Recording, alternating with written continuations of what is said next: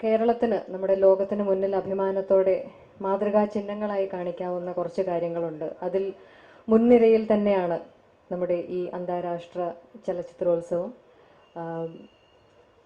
ഒരുപക്ഷെ വിദേശികളെ പോലും അത്ഭുതപ്പെടുത്തുന്ന രീതിയിലുള്ള ഒരു അത്രയും പ്രബുദ്ധമായ ഒരു സിനിമാ സംസ്കാരമാണ് മലയാളത്തിന് ഉള്ളത്. അതുകൊണ്ട് തന്നെയാണ് എല്ലാ വർഷവും ഈ ഒരു ചലച്ചിത്രോത്സവത്തിൻ്റെ സമയത്ത് ഒരു തീർത്ഥാടന കേന്ദ്രത്തിലേക്ക് എന്ന പോലെ വിദേശത്ത് നിന്നും നമ്മുടെ രാജ്യത്തെ എല്ലാ ഭാഗങ്ങളിൽ നിന്നും ഇങ്ങോട്ട് സിനിമാ പ്രണയികൾ ഒഴുകിയെത്തുന്നതും രാപ്പകലില്ലാതെ സിനിമയിൽ മുഴുകുന്നതും ഒക്കെ ഇവിടുത്തെ സൗഹൃദങ്ങളും സംഭാഷണങ്ങളും ഒക്കെ ഒരുപക്ഷെ ആർക്കും പകരം വെക്കാനാവാത്ത രീതിയിലുള്ളതാണെന്നുള്ളതിൻ്റെ തെളിവാണ് എല്ലാ വർഷവും വർദ്ധിച്ചു വരുന്ന ഒരു പങ്കാളിത്തം നമുക്ക് കാണിച്ചു തരുന്നത്.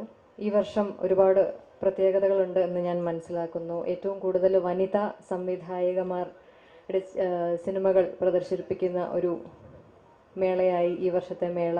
അതിൽ നമ്മുടെ മലയാളികൾക്ക് അഭിമാനമായി വിധു വിൻസെൻറ്റിൻ്റെ ഒരു മലയാള സിനിമയും പ്രദർശിപ്പിക്കുന്നുണ്ട്. എന്തായാലും ഈ ഒരു എല്ലാ വർഷത്തെയും പോലെ ഈ വർഷവും ഈ മേള ഏറ്റവും വലിയൊരു വിജയമായി തീരാനും ഇവിടെ വരുന്ന സിനിമാ പ്രേമികൾക്ക് ഒരിക്കലും മറക്കാനാകാത്ത ഒരു അനുഭവമായി ഇത് മാറട്ടെ എന്നും ഞാൻ പ്രാർത്ഥിക്കുന്നു. ഒരു ചലച്ചിത്ര കുടുംബത്തിലെ അംഗം എന്നുള്ള നിലയിലും ചലച്ചിത്ര അക്കാദമിയുടെ ജനറൽ കൗൺസിൽ മെമ്പർ എന്നുള്ള നിലയിലും ഏറെ അഭിമാനത്തോടെ ഈ മേളയ്ക്ക് എൻ്റെ എല്ലാവിധ പിന്തുണയും പ്രാർത്ഥനയും ഞാൻ അറിയിക്കുകയാണ്. വളരെ സന്തോഷം. Thank you.